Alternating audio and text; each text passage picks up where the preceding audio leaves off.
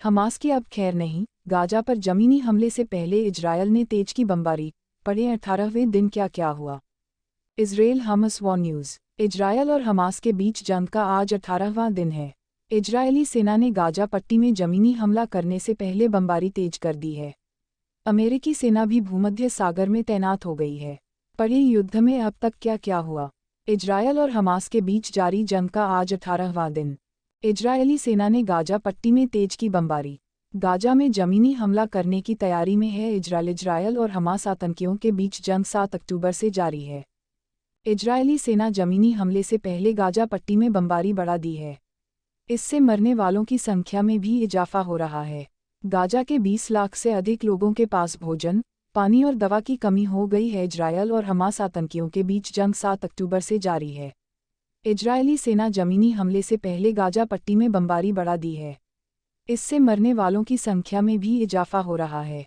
Gaza के 20 लाख से अधिक लोगों के पास भोजन, पानी और दवा की कमी हो गई है। गाजा में अब तक का सबसे घातक युद्ध 24 अक्टूबर यानी मंगलवार को युद्ध अपने 18वें दिन में प्रवेश कर गया है। यह गाजा में हुए 5 युद्धों में सबसे घातक है। आइए जानते हैं अब तक युद्ध में क्या क्या हुआ। 18वें दिन अब तक क्या क्या हुआ। अमेरिकी रक्षा विभाग सैन्य सलाहकारों को भेजकर इजरायल को उसकी युद्ध योजना में सहायता कर रहा है। वहीं बेरूत में बमबारी में अमेरिकियों की मौत के 40 साल बाद अमेरिकी सेना फिर से भूमध्य सागर के पूर्व में तैनात हो गई है। हमास आतंकियों के साथ हो रहा यह युद्ध इजरायल की आयरन डोम मिसाइल रक्षा प्रणाली को अब तक की सबसे कठिन चुनौती दे रहा है। इजरायल ने सोमवार को कहा कि उसने पिछले 24 घंटे में गाजा पट्टी में 320 आतंकी ठिकानों पर हमला किया। इटली के विदेश मंत्री एंटोनियो ताजानी ने कहा है कि 7 अक्टूबर को इजरायल पर हमास के हमले के समय लापता हुए उसके 3 नागरिकों में से अंतिम नागरिक भी मार दिया गया है। संयुक्त राष्ट्र के एक स्पेशल इन्वेस्टिगेटर ने कहा है कि इजरायल को हमास के खिलाफ हमले के समय नागरिकों की सुरक्षा का भी ध्यान रखना होगा। स्कूलों, अस्पतालों और लोगों को निशाना बनाने पर प्रतिबंध है।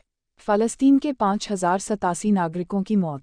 फ़लस्तीन के स्वास्थ्य मंत्रालय की माने तो इस जंग में अब तक उसके 5087 नागरिक मारे गए हैं, जबकि 270 लोग घायल हो गए हैं।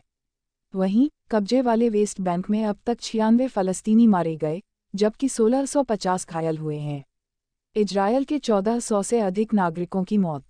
इजरायल में हमास के हमले में 1400 से अधिक लोग मारे गए हैं। इसमें से सबसे ज़्यादा नागरिकों की मौत 7 अक्टूबर को हुए हमले में हुई है। हमास के आतंकियों ने घुसपैठ के दौरान 222 लोगों को बंधक बना लिया, जिसमें विदेशी नागरिक भी शामिल थे। हालांकि इनमें से 4 को रिहा कर दिया गया है। इजरायल के 1400 से अधिक नागरिकों की मौत। इजरायल में हमास के हमले में 1400 से अधिक लोग मारे गए हैं। इसमें से सबसे ज़्यादा नागरिकों की मौत 7 अक्टूबर को हुए हमले में हुई है। हमास के आतंकियों ने घुसपैठ के दौरान 222 लोगों को बंधक बना लिया, जिसमें विदेशी नागरिक भी शामिल थे। हालांकि इनमें से 4 को रिहा कर दिया गया है।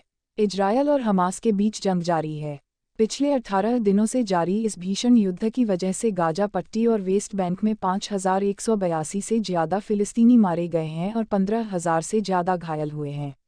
फ़िलिस्तीनी स्वास्थ्य मंत्रालय ने आंकड़े जारी कर बताया कि गाजा पट्टी में 5087 और वेस्ट बैंक में 95 लोग मारे गए हैं।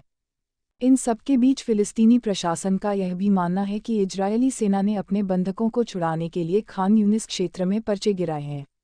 इन पर्चों में लोगों की सही जानकारी देने वालों को इनाम देने की बात लिखी गई है। पर्चों में जनता से किडनैप किए गए लोगों के बारे में विश्वसनीय जानकारी देने को कहा गया है। साथ ही इजरायली सेना ने फ़िलिस्तीन के नागरिकों से कहा है कि यह जानकारी देने के बदले में उन्हें सुरक्षा और नकद इनाम भी दिया जाएगा। साथ ही जानकारी देने वाले को गोपनीयता की गारंटी भी दी गई है।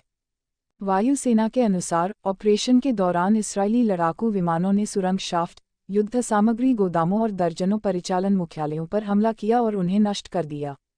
इससे पहले जबलिया में एक मस्जिद में स्थित आतंकवादी बुनियादी ढांचे और हथियारों को भी नष्ट कर दिया गया था।